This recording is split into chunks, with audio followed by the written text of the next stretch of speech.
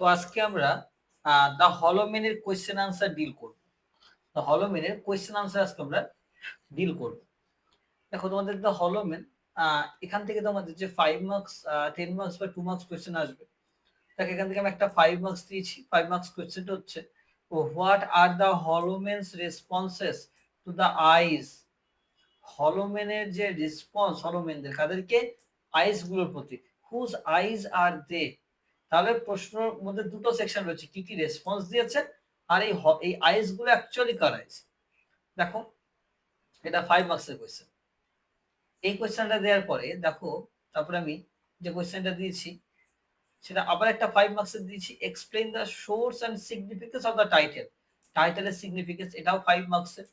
তো দুটো 5 মার্কসের দিয়েছি। আর যেটা দিয়েছি সেটা হলো একটা 10 মার্কসের, write a note on the imagery of the Holloman.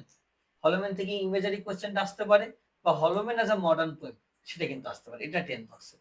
তাই দুটো 5 মার্কস এবং একটা 10 মার্কস কিন্তু আমি দিয়েছি হলোম্যান থেকে।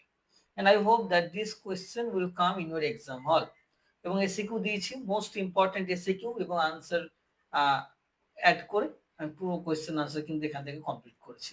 দেখো তোমাদের এসিকিউ রয়েছে সব মিলিয়ে এখান থেকে 15টা। হলোম্যান থেকে 15টা এসিকিউ পড়বে, তোমরা টেক্সটটা পড়বে আর এই কোয়েশ্চেন আনসার যা দিয়েছি, এর বাইরে কোনো কিছু করার প্রয়োজন নেই। চলো, what are the hollow men's responses to the eyes. হলোম্যানের রেসপন্স কি কি রয়েছে দেখো। In the hollow men by T S. Eliot the recurring image, মানে বারবার করে যে ইমেজটা আসছে আইজের, is central to understanding the spiritual condition of the hollow men. এই আইসটা না দেখলে আমরা তো আইসটা কি রিপ্রেজেন্ট করছে, যে স্পিরিচুয়াল কন্ডিশনটা বোঝাচ্ছে হলোম্যানদের। Their responses to these eyes reveal a complex mixture of fear. তাদের যে রেসপন্স রয়েছে তার মধ্যে আমরা তাদের ভয় দেখতে পাচ্ছি, তারা অ্যাভয়েডেন্সটা দেখতে পাচ্ছি, তাদের blindness and a faint longing for redemption. Redemption মানে কি, মুক্তি। তারা মুক্তির আশা করছে। সেই মনে আছে আইস হচ্ছে বেয়াট্রিসের আইস, চ্যারনের আইস, সেগুলো আমরা দেখছি। At first the holomen respond to the eyes with fear and refusal. প্রথমে কি রেসপন্ড করছে, ফিয়ার এবং রিফিউজাল, প্রথমে ভয় পাচ্ছে এবং এড়িয়ে যাচ্ছে। ইন দা লাইন তারা বলছে eyes I dare not meet in dreams, মানে কি, এই তারা স্বপ্ন এই আইস গুলোকে কিন্তু ফেস করতে পারে না। আমি পুরো জিনিসটাই কিন্তু যখন টেক্সট পড়িয়েছি বুঝিয়েছি। This indicates an intense psychological and spiritual অ্যাংজাইটিকে বোঝাচ্ছে এখানকার। ওকে, সাইকোলজিক্যাল এবং স্পিরিচুয়াল যে টেনশন সেটাকে কিন্তু বোঝাচ্ছে। Dreams are usually a safe private space. দেখো স্বপ্নটা কি একটা সেফ এবং প্রাইভেট স্পেস, ইয়েট সেখানেও এই হলোম্যানরা feel unworthy and afraid feel করছে। Secondly their response is marked by absence. প্রথমে তো আমরা ভয় তো দেখতেই পাচ্ছি, দ্বিতীয়ত তাদের রেসপন্সটার মধ্যে দিয়ে আমরা অ্যাবসেন্স এবং ডেলিবারেট ব্লাইন্ডনেস দেখতে পাচ্ছি। ওকে, মানে তারা মানে দে ফিল, মানে দে আর অ্যাভয়েডিং দিস। তারা কি বলছে, the eyes are not here, there are no eyes here. এখানে the hollow men exist in a world where such eyes are absent. তারা এমন একটা ওয়ার্ল্ডে বাস করছে যেখানে আইস গুলো কিন্তু নেই। কারণ এই আইসটা কি রিপ্রেজেন্ট করছে, বিয়াট্রিস মনে আছে ডান থেকে প্যারাডিসতে বা প্যারাডাইসে নিয়ে যেতে সাহায্য করেছিল, কিন্তু এদেরকে যে কেউ ওই প্যারাডাইসে নিয়ে যাবে সেরকম আইসের সঙ্গে এদের সামনাসামনি হওয়ার ক্ষমতাটাও নেই। কারণ দে আর দ্য হলোম্যান, তাদের ভাইটাল ইম্পালসিভ ফোর্সটা নেই। এবং তারা কোথায় রয়েছে, ভ্যালি অফ ডাইং স্টার্স রয়েছে। This is a symbolic valley where the stars are also dying. So this is the condition of the hollow man. Remember. However, Eliot introduces a paradox. It's a paradox দেখাচ্ছেন। Despite their fear, the hollow men also recognize that the return of the ice is their only hope. তারা এটা জানছে, তারা তো মানে ভয় তো রয়েছেই, কিন্তু তারা এতটুকু বলছে যে এই আইস গুলো যতক্ষণ না পর্যন্ত রিটার্ন হচ্ছে, মানে return of the eyes actually shows, মানে ইজ দ্য অনলি হোপ তাদের কাছে। এই লাইনটার মধ্যে দিয়ে কিন্তু বোঝা যাচ্ছে। এবার দেখো আমার সেকেন্ড পোর্শনটা, as far whose eyes these are, কার চোখ সেটা বলতে গেলে বুঝতে হবে সেটা হচ্ছে বেয়াট্রিসের চোখগুলো।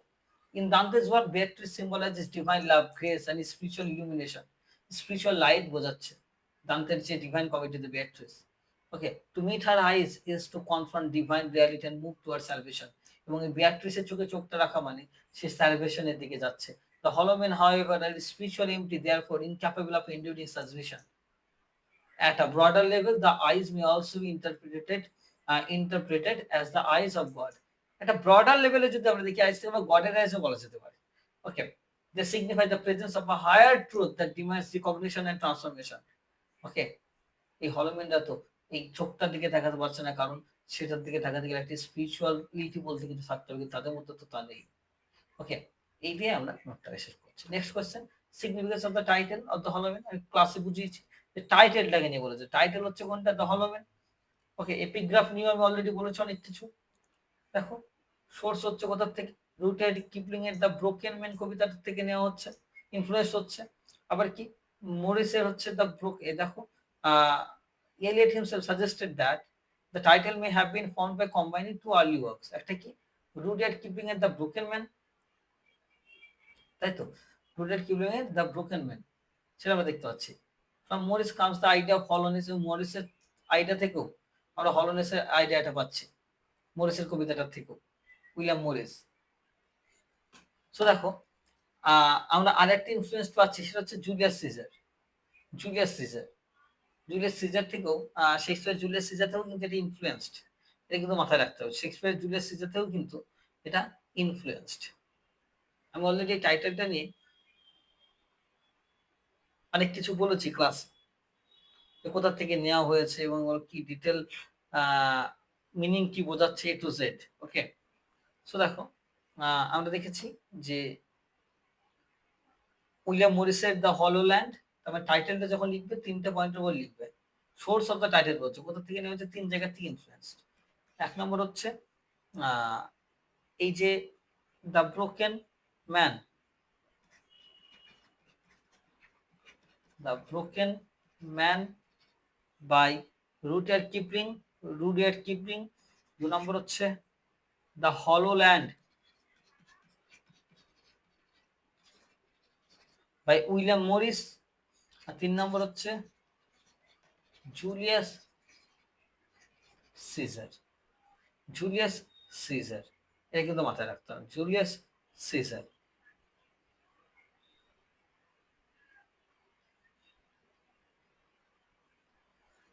সো দ্যাট ইজ হোয়াট, এই যে সরি, এটা ব্রোকেন মেন হবে এই 3টে জায়গা থেকে। এবার দেখো সিগনিফিকেন্সটা কি রয়েছে টাইটেলের, যে the word hollow is central to the poem's meaning. It suggest emptiness, lack of substance and absence of spiritual life. এই সবকিছু কিন্তু দেখাচ্ছে। ওকে, এই যে head piece fill with strong নোশনটা রয়েছে। Okay, the title also represent the theme of spiritual paralysis কে বোঝাচ্ছে। আরো কি বোঝাচ্ছে, যে কন্ডিশন অফ দ্য মডার্ন পিপলের কন্ডিশন কে বোঝাচ্ছে, যে তারা যে হলোনেসটাকে রেফার করছে অ্যাকচুয়ালি। ওকে, তারপরে দেখো কনক্লুশন দিয়ে নোটটা শেষ হয়েছে। কিন্তু মনে রাখবে পরীক্ষাতে আমি জাস্ট এখানে বোঝার জন্য পয়েন্টটা করে দিচ্ছি, পরীক্ষাতে কিন্তু পয়েন্ট করবে না, অনলি প্যারাজেন্স থাকবে। এই পয়েন্টগুলো কিন্তু করা যাবে। ওকে, এই পয়েন্টস গুলো কিন্তু করবে না, just for the sake of understanding এই পয়েন্টস গুলো আমি দিচ্ছি। আচ্ছা, তারপর আমরা 10 ইমেজেস, এই যে 10 মার্কসের কোশ্চেনটা একবার দেখবো। 10 মার্কসটা হচ্ছে ইমেজের কোশ্চেন। ওকে, দেখো সেই ক্যাকটাস ল্যান্ডের ইমেজ, ডেড ল্যান্ডের ইমেজ। ওকে, এই সমস্ত image wind in the dry glass K refer করছে, যেটা এমপ্টিনেস কে বোঝাচ্ছে। কি broken broken glass, broken stone, this broken jaw of R lost kingdoms, এগুলো কি বোঝাচ্ছে? কোলাপস অফ দ্য সিভিলাইজেশন, সেগুলোকে বোঝাচ্ছে, যেগুলো অলরেডি আমি ক্লাসে করিয়েছি টু জেড। ওকে, এইভাবে করে কিন্তু আমাদের 10 মার্কসের কোয়েশ্চেনও দেওয়া রয়েছে। ওকে, এবার দেখো 2 মার্কসের কোয়েশ্চেন। 2 মার্কসে দেখো most important question, not with a bang বলতে কি বোঝাচ্ছে? ওকে, শ্যাডো বলতে কি রেফার করছে? টুয়াইলাইট কিংডম বলতে কি রেফার করছে? আমি অলরেডি কবিতা পড়ানোর সময় এ টু জেড পড়িয়ে দিয়েছি, এগুলো খুব ভালো করে তোমরা পড়ে নেবে। What does broken stone symbolise? Okay, falls the shadow বলতে কি বোঝাচ্ছে? বিহেভিং অ্যাজ দ্য উইন্ডস বোঝাতে কি বোঝাচ্ছে? স্টোন ইমেজেসটা কি? This broken jaw of a lost kingdom কি? দেখো, this line alludes to the ruins of the past civilisations. Past সিভিলাইজেশনের রেফারেন্স কে বোঝাচ্ছে। লস্ট কিংডমস মানে কি? ইংল্যান্ড বিশ্বযুদ্ধ হওয়ার আগে, ফার্স্ট ওয়ার্ল্ড ওয়ার হওয়ার আগে যে গ্লোরিটা ছিল সেটাকে কিন্তু বোঝাচ্ছে। ওকে, সো এই হচ্ছে আমাদের দেখো, who is old guy in the epigraph. I've already discussed a lot regarding this in the last classes during the time of teaching the poem line by line analysis. Okay, so that's what we need to know only about the Holloman's question answer.